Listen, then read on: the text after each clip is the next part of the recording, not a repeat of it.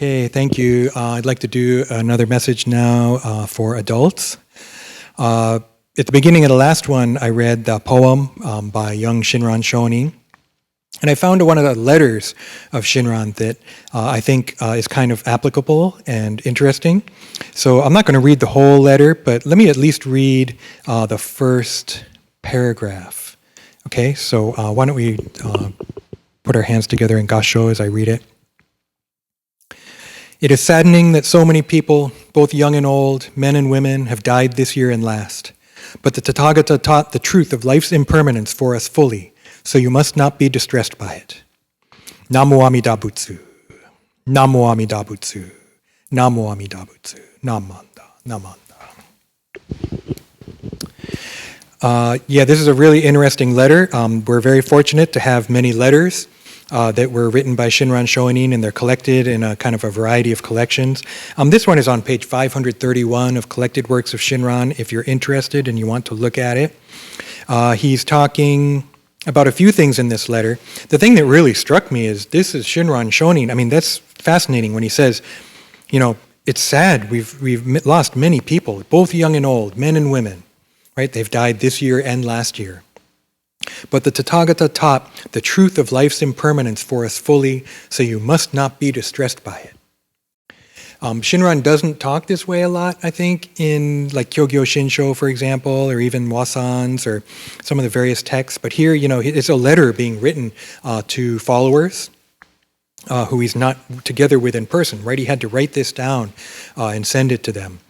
And so, you know, for him to say this is really interesting, right? It's kind of comforting in a way. He's telling us, you know, this is the truth of impermanence. But it's kind of interesting. You must not be distressed by it, right? So does he mean don't be sad? Or does he, you know, I don't really think that's what he's saying. I'm going to read some more of the letter. Let's see if we can find out more of what he's saying. For the next part, he says, I, for my own part, attach no significance to the condition, good or bad, of persons in their final moments. People in whom Shinjin is determined do not doubt, and so abide among the truly settled. For this reason, their end also, even for those ignorant and foolish and lacking in wisdom, is a happy one. So here, this idea of attaching no significance to the condition, good or bad, of persons in their final moments.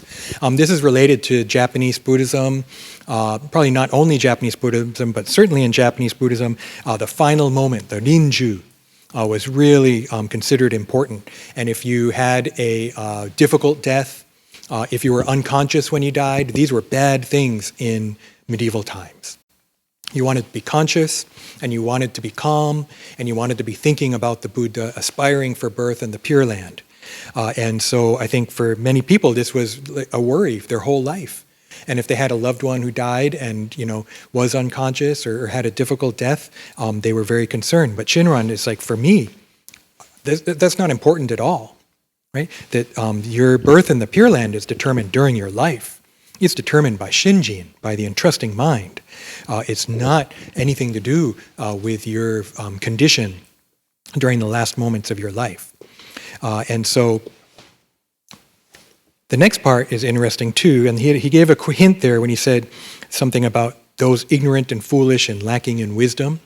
Right? So this next part he says to the person he's writing to, you have been explaining to people that one attains birth through the Tathagata's working. It is no way otherwise. What I have been saying to all of you from many years past has not changed. Simply achieve your birth, firmly avoiding all scholarly debate. I recall hearing the late Master Honen say, persons of the Pure Land tradition attain birth in the Pure Land by becoming their foolish selves.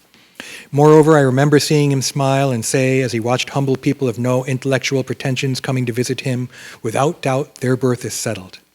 And I heard him say after a visit by a man brilliant in letters and debating, I really wonder about his birth. To this day, these things come to mind. So it's not that you have to be smart. It's not that you have to know a lot. It's not that you have to have mastered the teachings. Right? He's talking about what he calls those ignorant and foolish and lacking in wisdom, right? Or he says humble people of no intellectual pretensions, right? That he even saw his master Honen talking to people like that and being like, oh yeah, they're without doubt, their birth is settled. They entrust in the Buddha. They have the entrusting mind, right? And yet, this person, a man brilliant in letters and debating, right? And he's like, I don't know about this guy, right? So it's not about intellect. It's more, I think, just kind of experience that you get during your life. And so he's saying, I feel like here he's encouraging us that Buddha's teachings are true, right? That impermanence is the truth. The Tathagata has taught this fully. So do not be distressed by impermanence. But if you find yourself distressed, right, as a foolish being, as someone lacking in wisdom, that's okay, right? That this is not a path of people, the people that know versus the people that don't, or kind of showing off that I understand impermanence, I'm not worried, right? That's not what it is at all, right? That I think for Shinran, Honen, that this Pure Land tradition of becoming your foolish self. And again, like last week with the song, instead of happy, happy, happy all the time, sometimes we're grumpy, sometimes we're dopey, sometimes we're sleepy, sometimes we're angry, sometimes we're scared, sometimes we're sad, right? That all those parts are what it means to be a foolish being, an unenlightened being. Right? And he's saying, that's the path.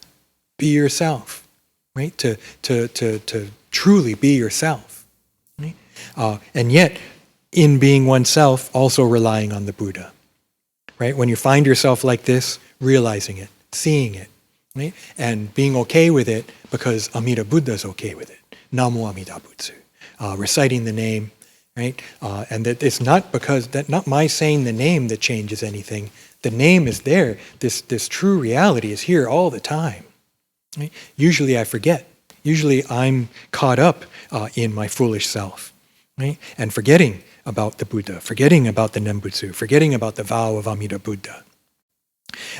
Worrying about impermanence, worrying about all these problems that we have in life. But they kind of work together. Right? I think this letter is really, really interesting. Encouraging, so that's kind of what I was talking about in the Dharma school talk, right? That we do have these two levels of Buddhism, I believe. I think that's what's really neat about our Jodo Shinshu here in the States.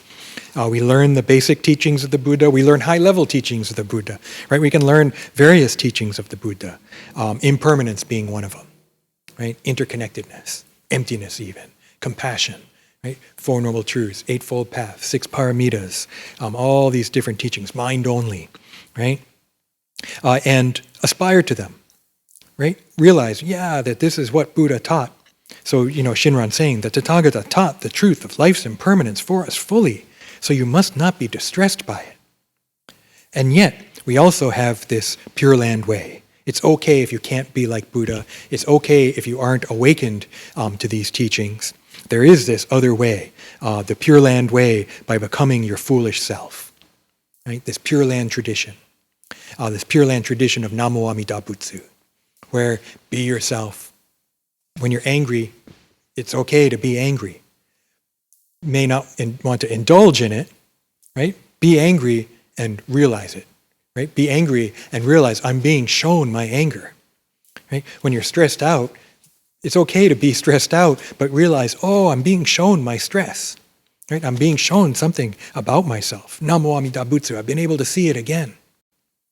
Namo Amida Butsu, reciting the name of the Buddha. Namo Amida Butsu, realizing that the compassion of Amida Buddha, the vow of Amida Buddha, was made for me, right? Made for this foolish being who can't truly awaken to the Buddha's truths that he taught. Each of you should attain your birth without being misled by people and without faltering in this entrusting mind. However, the practicer in whom Shinjin has not become settled will continue to drift, even without being misled by anyone, for he does not abide among the truly settled. So for Shinran, it was really important to listen to the teachings, put them into practice, and entrust in the Buddha. Right?